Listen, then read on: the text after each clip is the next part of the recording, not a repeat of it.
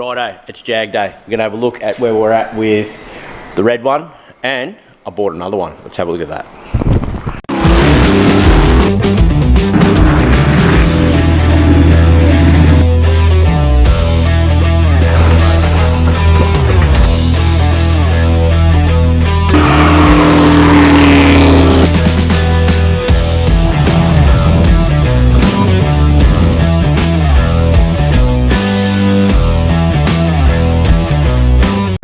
Righto, so this thing's painted, okay. These aren't the wheels that are staying on it. As you remember, guys, we've done interior in this thing. A lot of the chrome's going back on. As you can see, it's starting to look awesome. And we ended up, these are the wheels that are going to be on it, and with white walls. But anyway, that's not why we're here today. This video is going to be long, okay, extremely long. So sit down, settle back. We're going to do a bit of car archaeology, okay. This is what I have, okay. Mark II Jag, okay. Now, it is actually a Daimler. As you can see by the badge up here, okay, there isn't the Jag Litre. It is a Daimler, which means it comes out with a hemi style 2.5 litre V8. Now, for this video, most of the time I will refer to this car as a Jag. Most of the time that I own this car, I will refer to it as a Jag. So anyone in the comments that wants to cry, just keep it to yourself, right? It's a Jag. It's a Jag body. Daimler took bodies from Jag and put their spin on the Mark II Jag and on the XJ6s and stuff like that. They put a higher quality, some might say, I don't, of trim pieces, grills and all this sort of stuff. But for this video, it's a Jag with a V8, but it is a Daimler V8. We're going to go through, guys. Now, this was seized when I got it, and yes, we put a concoction of stuff. I'll show you that during this video, what we mixed together in the bores to unfreeze it. And then yesterday we got it up in the air.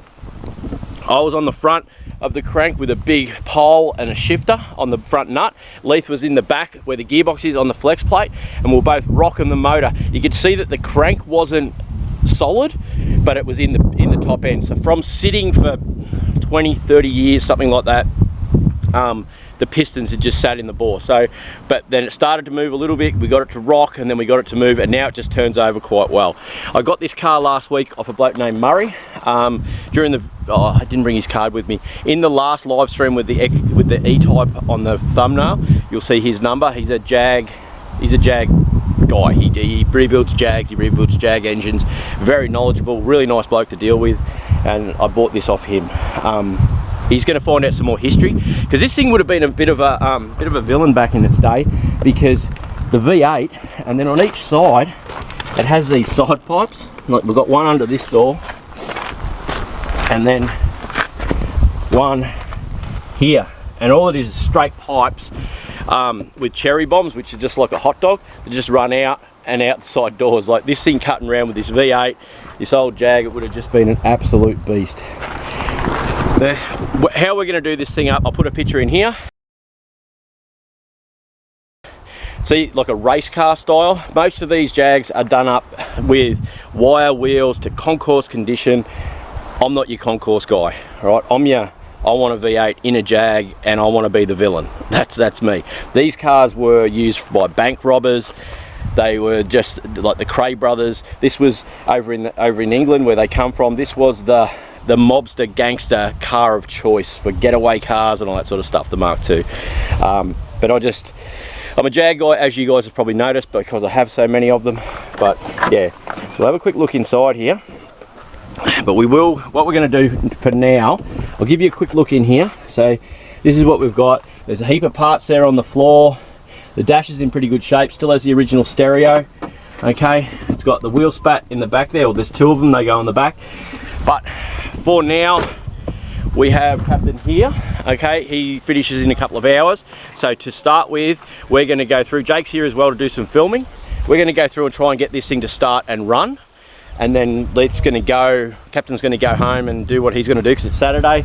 And then we're going to go through this car in depth and check out what's in the boot, because as you'll see there's just heaps of gear in the boot everywhere. And yeah, so we'll go through and explain all that sort of stuff and go from there. All right, let's get into this and see where we end up.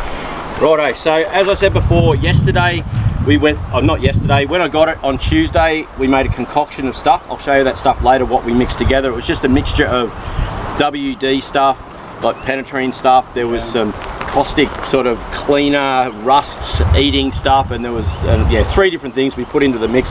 We were going to use kerosene and oil, but I'd done a test block over there when I mixed all the stuff up, and kerosene seemed to just encapsulate all the stuff that we wanted. It didn't mix, so we didn't, because that way the kerosene would just be on the outside and not let the penetration leaks right into that whole penetration thing. Anyway, righto, we're missing a few bits and pieces. Okay, so there's one of these missing. We may find that today. No, already looked. Okay, Leith already been through and had a look. Okay, and what else was missing? You said there was some vacuum leaks, Leith? I made a plate this morning and fixed a vacuum leak at the front there. I'd say it's got some sort of PCV plate that bolts on there. Okay, yep. So I just made a block off plate for that for now. Okay. Made up another lead, sort of, because one of the leads was missing an end on it. Followed the points this morning. Points seem to be getting sparked now. Spark at the plugs.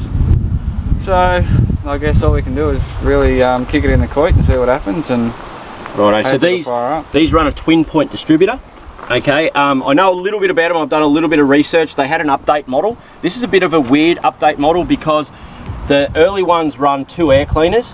The newer model ones run 1 air cleaner with the extra hoops, but then it's supposed to run an alternator, but this doesn't. It's a generator, which we don't have. It's going to get converted to alternator, and it's supposed to have smaller bars and padded dash. It has the padded dash, but it has the generator, so it must be right on the changeover from the early model one to the late model one.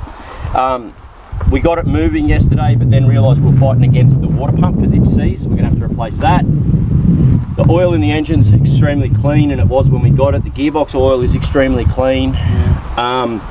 As far as we can tell, it just got parked up. Yeah, and then a few bits and pieces have been taken over time, but nothing major. So, yeah. I reckon we're ready for ready to give it a go. Yeah. All right. Let's we'll just aero start it. Yeah, we're just going to use aero start to start with. We don't know what's in the tank. I don't think the electric fuel pump and that's working. No, I sort of looked at that this morning. I can see where it is, but it looks old and crusty and stuff like that, so we won't put fuel through it yet. Righto. Ignition's on. Just wind it over first, and we'll just see how quick it winds over with the plugs in it now. I might have to get the jump pack. Alright, cool. Okay, well I'll just spray something in there as you go, and we'll see what happens, see if we can catch it on fire.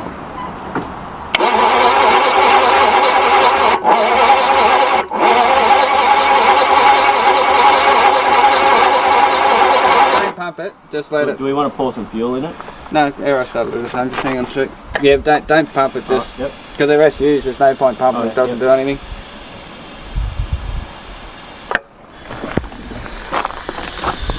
Well, they go.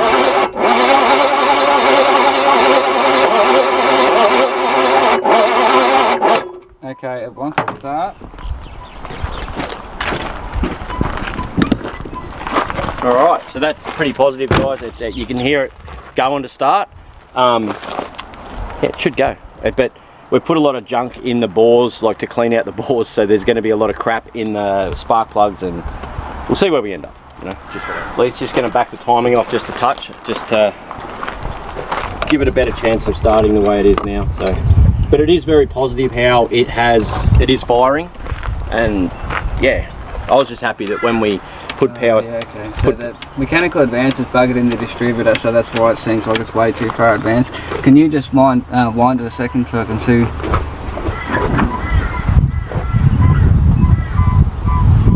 Ignition off? No, oh yeah, just wind it, yeah. Okay, cool.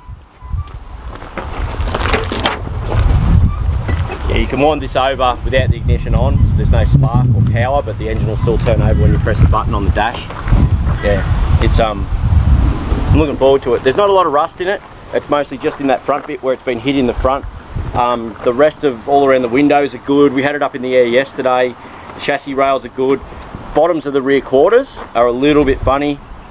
A lot of room in the wheel arches for like a 245 or a 265, but we're probably going to take out the Jag diff because you can't get any offset of wheels in there, and put a shortened diff in there so we can get a big dished wheel under the back. A lot of the Jag people are going to cry me doing this to a Daimler, and even rarer car than the Jag, but if I don't do it, who's going to? Would it have just rusted away to nothing? The guy had it for sale for quite a while.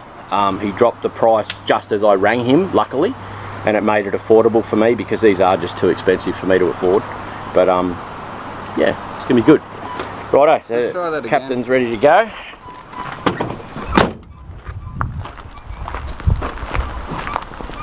Ready? Yeah.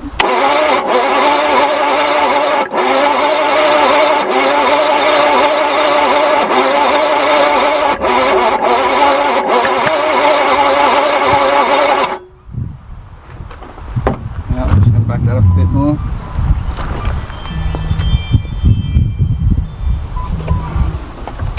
See, I don't know if those leads were actually marked right or not. Okay, that might be a neck. So we hope they plug leads go well. Let's try that again.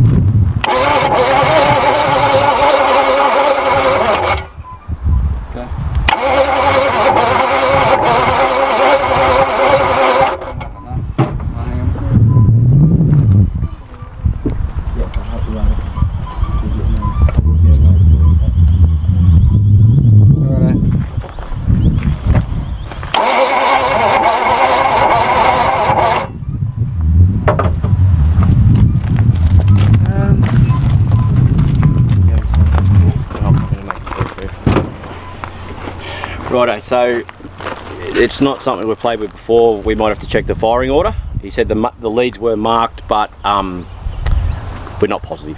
Okay, we don't have like a manual or anything like that. So it's the first time we've seen one of these physically. I've wanted one of these 2.5 V8s for a long time. I did actually see two just out of town, but neither of them were for sale. But we'll have a bit of a play. We'll let you know how we go. Yep. Righto, so after finally, there's not a lot of information about these because they are pretty rare.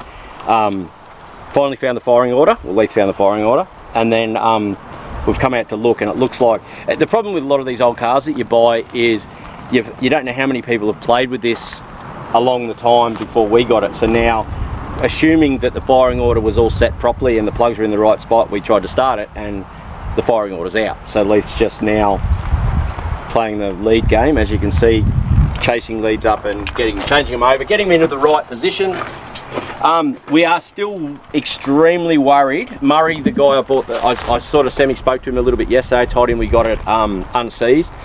He was as keen as us to hear this thing run, just with those cherry bombs and that. It's going to sound good, but he said I'd be very worried that the valves will be stuck on it because these are prone to it from sitting apparently, but we'll give it a good go. We'll see what happens. It's not the end of the world if the motor doesn't run.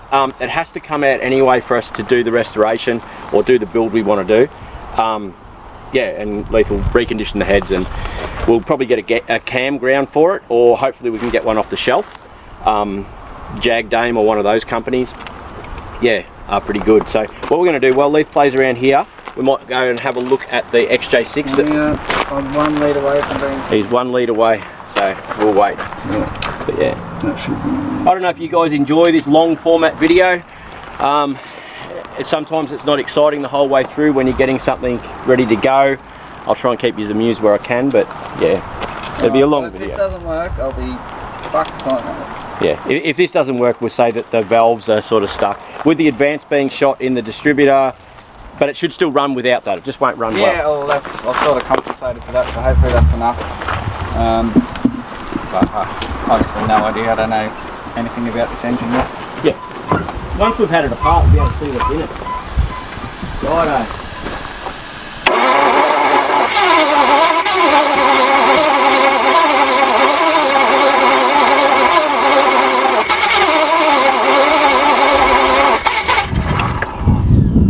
Yeah, buddy. That's looking good. Okay.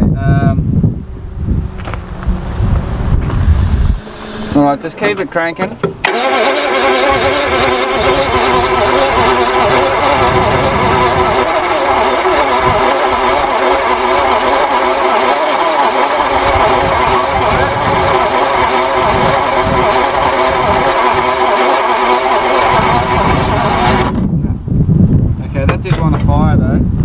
whether it's found the plugs instantly from the crap we've had in there, I'm not too sure.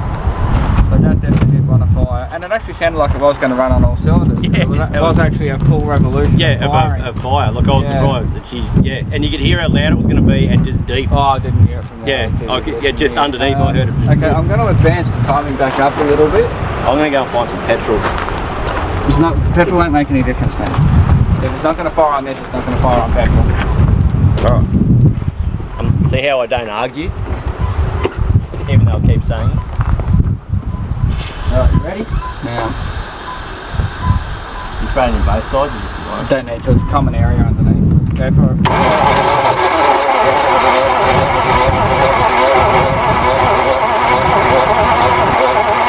I think we're running out of juice. Yeah, I think it might be. Yeah, battery. Jake's car's probably going to be quieter. Jake, pull up here. So I'll grab the camera, Jake, while you move your car into position. Righto guys, so as you heard, she did fire. We're going to move Jake's car into position. Leith's grabbing the heavy jumper leads. I think if we can get it turning over quicker. The problem we're going to run into is those plugs are going to foul, and we'll go from there. But I'll show you this Jag a bit more for you guys that haven't seen it. We started putting the chrome back through. I've got to get in touch with Jag Dame. There's a gasket that goes in between this light and the housing, and between the housing and the car. But it's definitely come up well. We'll go down this side because the wheels are on it. But yeah, the wheels come up really good. I'm really happy. The tyres I got, there was an eBay company, e-tyre store, that sell these white walls, 110 bucks, and I'm really happy with them, eh? Like, it's just, the cars come up really well. It's just, there's a lot of dust in here at the moment, but yeah, I've got to put all that air conditioning back together. I would open the bonnet, but it got jammed, so we're playing with that at the moment. Here's my little mate Mia, and yeah, she's coming up really well, this thing. Absolutely love it.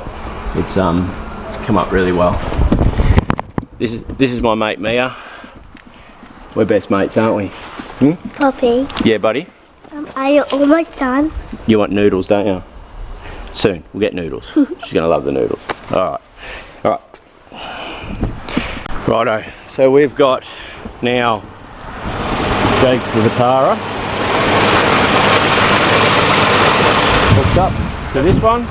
I'll pass you back over to Jake, and we will see what we see. Alright.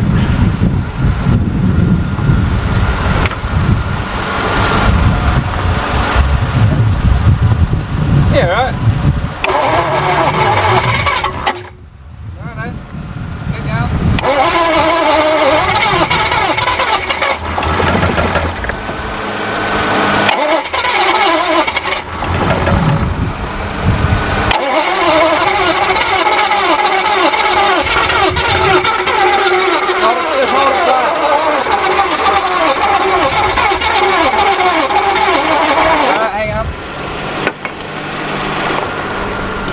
I reckon it's going to go.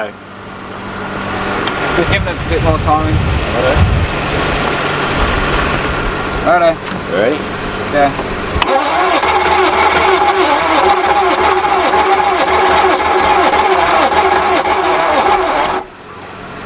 We've got to be careful to winding over too much and burning the starter motor out, which is a high likelihood what we're doing.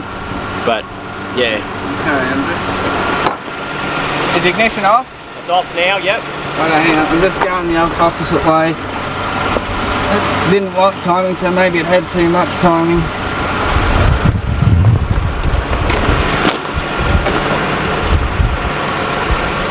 Yep. Go for it.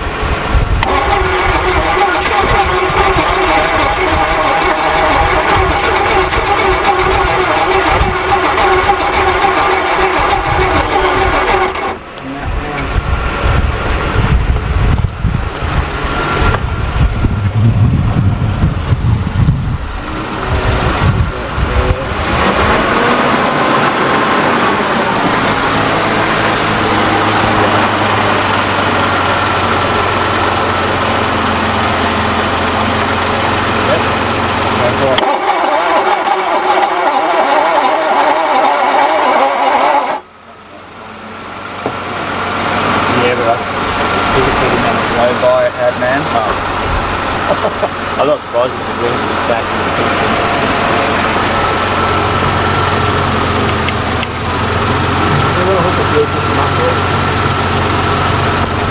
What's that? I'm good giving it fuel and it's not starting on it, so the fuel system's not going to make any difference at all. And that's a higher octane fuel than this, so it's going to make it less likely to fire. Just not going to go.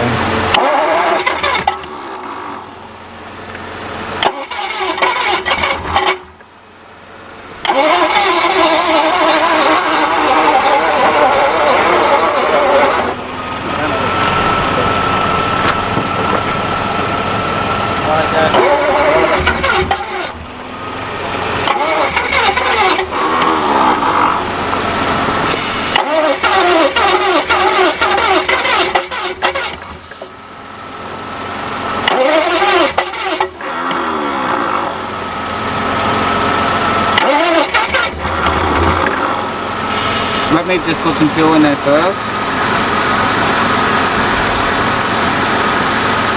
There we go.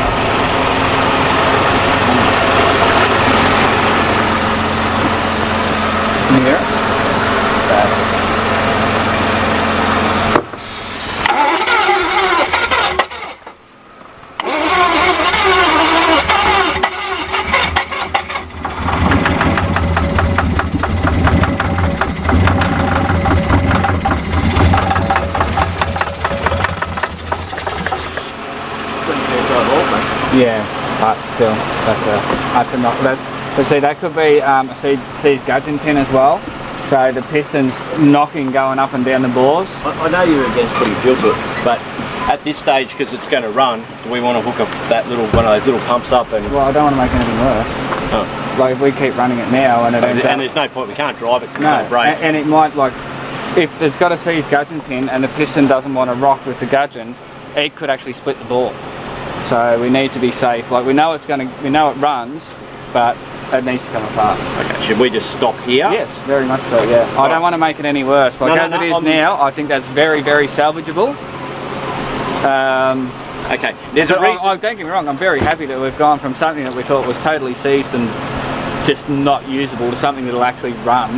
Yes, no, I am too. So from now, like, if it is the crank, I know I can get it ground and we can get it repaired, and then just get bearings for it. But if it's a gudgeon pin, yeah, we'll just knock the gudgeon pin out, we'll clean it, we'll get that sorted. I think doing what we do, when you buy a car, there's telltale things that can lead towards that. On the front floor here, guys, you can see that there's the guy that owned the car previously had been collecting parts, okay, and we're going to go through all this stuff today.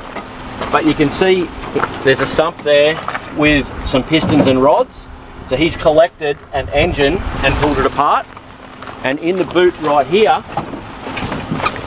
is another crank. So, and there's a camshaft there too. We won't be using the camshaft. So, not knowing what happened, Murray, who I got it off yesterday, speaking to him, he said he's going to try and find out a little bit more information, but maybe it did do a big end and then just sat. But yeah, how positive is that though? Like, this thing was seized when I got it a couple of days ago. It'd been sitting in a shed for who knows how long, and yeah, we got it to fire at least. Like, I'm happy with that. I know it's not running. We can't drive it anyway. I'd love to have been able to test the transmission, but I don't think there's an issue with the transmission because the fluid in it was so clean. But the caliper for the brakes is on the front floor that was on the passenger side, so we won't be able to get any brakes working anyway because that's seized. So yeah, all right, I'm going to make some noodles for Mia and we'll come back and have a look what's in the car. Righto, so the boys have all gone and it's me and my little buddy. Mia. So we're going to go through this Jag with you guys and check out what we've got. So I'm pretty happy with that. We stopped where we stopped because it ran. Okay, It's not seized up, it had oil pressure, but we're fairly sure it's done a big end bearing. Okay, Leith said he could hear a knock up here. It was very hard for me to hear in the car, and it only ran just a bit, but it has to be rebuilt. There's a lot of blow by, but that's all good. At least it's a start, and it's not seized, and it's not completely wrecked. We have that extra crank and rods and pistons and stuff that we're going to see in a second. So we're going to get into it. If you can bear with it, young Mia's going to hold the camera a bit, and between the two of us, we will go through this Jag. I'm going to start out first to show you a bit of the Jag, okay? A few of the highlights and the little bits and pieces I know about it.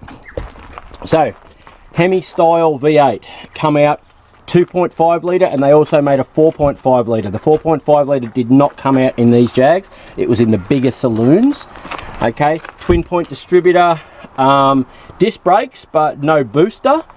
The radiators are cheap to replace, which is good. There's a little bit of rust in the bonnet just here. Other than that, it's not too bad. It's had a hit in this front and been dodgily repaired, and there's some rust just here. Other than that, she's not too bad. These are just wheels I had lying around because the back one was flat, but then we put another wheel in there and it went flat. The chrome is all very pitted, which means race car build, I suppose, but it'll be a street driven race car. A lot of the timber is still good on the doors, okay, but this rear door here, if I open this, that spat's going to fall off, like, oh no, stay there. It's broken just here, okay, but the bit of timber is there. Now these things here are cool. These have got quarter windows, but on the rear, so when you see, so you got your quarter windows that you normally have on the front, but these actually have open out quarter windows on the back that aren't seized. This is a padded dash model, so it come with that, which is your padded dash for up on the top there. It's probably got cigarette butts in it from 50 years ago, which it does. Please don't play with that, Mia. It's very old, like Poppy, and like Poppy gets broken easy, so does this. Rear door trims don't look too bad. Back seats pretty trowed. There's some broken glass on the back window. I don't know why there's broken glass there on that back window, because there's no broken window, but anyway, it'll present itself. So on the back floor here, we've got an oil filter housing, some more hinges, some more engine parts, some plates, nothing special. The original seat belts are still in there. The floors aren't rusted out, okay, and the second spat for the other side, an additional steering wheel. Okay, we've got our kick panel there down the bottom. So I'm going through this at the same time as you guys. I had a quick look when I bought it, but it was close enough to what I wanted. So all right, original stereo still in it, which is great. The gauges seem to work. When we started her up, it got oil pressure. It's missing the bottom plastic there off the steering column. I did open this up with the key before, and it was very clean inside the glove box, which was great. Oh. Jump in, buddy. Just love that she's growing up around these cars like I did. It's just fabulous that she's so interested, and yeah. The glove box is still pretty tidy in there, see, Bear? Yeah, yeah. I can see. Well, you can jump in, buddy, it's fine. No, there's the door. You'll be right, jump in. I can open it up again. Righto, so we'll put that key back in there so we don't lose it. All these vent dials and stuff seem to be in pretty good shape. So in here we've got a sump, timing chain set, some more pistons and rings. Those rings there are sort of smashed in, but the rods all look to be sort of okay. Looks like some sort of rocker gear. That must be a side plate off. I don't think it's off that engine, unless that's a valley cover. I don't know. I've never pulled one of these 2.5s apart before, so we're all going to learn together. It's got a speaker cover that's still in good nick underneath there. Green interior doesn't excite me too much, or her runny nose, but it's pretty standard, isn't it? Up the top there on the pillar, there's a little light there that's still in good nick. That was one of the things on the XJ6. It was very hard to find. Has that side there got a good one? Yes, it does. This light here I'm talking about, they leave the interior light on and it burns the plastic out. The hood light is actually in not bad shape, which is just great. Alright, this door trim here is a bit annoying, but anyway. Tail lights are okay. It come with additional bars. Okay, so come with these extra bars. There's a front bar, and there was another subframe, a couple of extra wheels. Now in the boot, we have, this is the air cleaner. They're those side things that come off the carbies that go to the air cleaner, which is pretty cool. That looks like a water pump housing, but I'm not positive about that. We've got some random assorted bolts. We have distributor cap, a new one, which that's going to come in handy. Fan belts. There's the other one of the, what's the names? There's their headlight buckets, which is great because they're missing off the front. An engine mount of some description. The headlight. These rubbers, I'm in the midst of chasing them up now for the XJ6. Kick panel must be off the rear door, I'd say, other rear door. Full set of hubcaps. There's our other door armrest, sorry. Some more gaskets. What we got in the box here? Idler pulleys and stuff like that. Fan belts. Windscreen wipers, which is good because I was hoping they were there. See, I haven't even been through this stuff myself yet, guys. Some more little rubbers. You can hear young Mia playing up there in the car. How good's that? Some rings. There we go. Look at that. Start our rebuild already.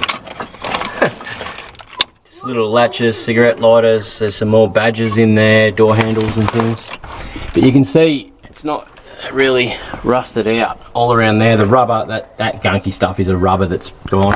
But like normally it'll be rusted out all through here. There's another crank there. Yeah, so that, guys, that's her, and I'm really happy. Like, it's going to be great. I'll put that picture up again. So we're going to go for this sort of style. See, it's like a race car thing, larger, old school period type wheels. Don't know about the number on the door, but going to do something about deleting these big rear bars. I don't know yet. It'll evolve into what it is. I said earlier that I was going to fit a stereo to this thing. It went in. It seems quite good. It connects to Wi-Fi, so you turn it on, as you can see, and you can actually go to apps. It connects to my phone, and then you can turn that on and you can watch YouTube and stuff like that. Yeah, pretty happy with that. It connects directly to my phone, and it gives me 2 USB ports and hands-free, because this car didn't have hands-free before. So that turned out quite well, and that was cheap. That was like 240 or 260 bucks, and it was just a direct plug-in. I didn't have to splice any wires or do anything, so that was great. But all right, guys, that is me and young Mia done for today, and we're going to head home. But I didn't film yet. Okay, she's going to have a bit of a film now, and we'll see you later. Recording. Well. Righto guys, so this is the video for today. We're going to go through this Daimler V8, get it running and go from there. I'm going to play with the cruise a little bit, and young Mia's going to help us film. So anyway, let's cut to the intro and we will see you soon.